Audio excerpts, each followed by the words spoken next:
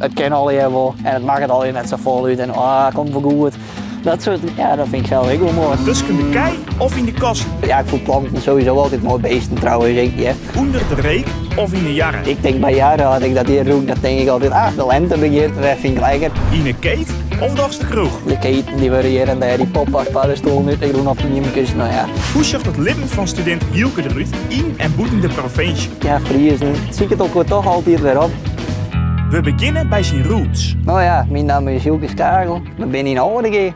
Dat is Zuidwest-Friesland, mooiste Oudegeer die er is. Ja, hier hebben we het mooie uitzicht. Als je die kant uitzien, dan zie je de Gastmer. Nou, als je die kant uitzien, ja, dan zie je nou de loodsen van Oudegeer. Dat wie ooit oors, dan zie je dus alleen nog het voetbalveld en zo. Maar dat, ja, daar luidt Oudegeer. Zeg eens on, maar wat maakt het Oudegeer nou zo mooi? Ja, een beetje de variatie denk ik. Als je heel soort wetter en heel soort sled ziet. En ja, gewoon wie het uitzicht. Door ja, Oeralgeers kei. En inderdaad, ja, ik een heel soort van de 11 steden zitten toch al hier in dit hoekje. Ja, ik bedoel, ik vind Dokkum vind ik mooi. Maar dan mag ik meteen, nou wat zullen wij 50 minuten rijden voordat ik er een keer ben. Dokkum is echt mooi vanzelfs. Maar waar zitten we hier nou krijgt? We zitten hier in een plaats die, nou, vooral nu 29 in de familie zit. Het is een stuk historie van 100 jaar oud haast, hè? Ja. Deze plaats. Dus, Die viel je toch wel thuis?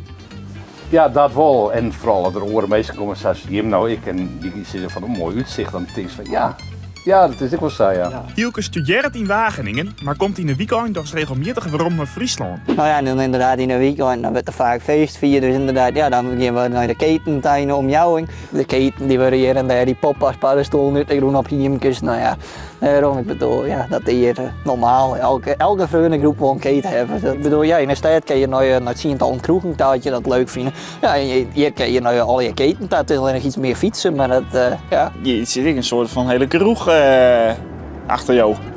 Ja, een hele bar en...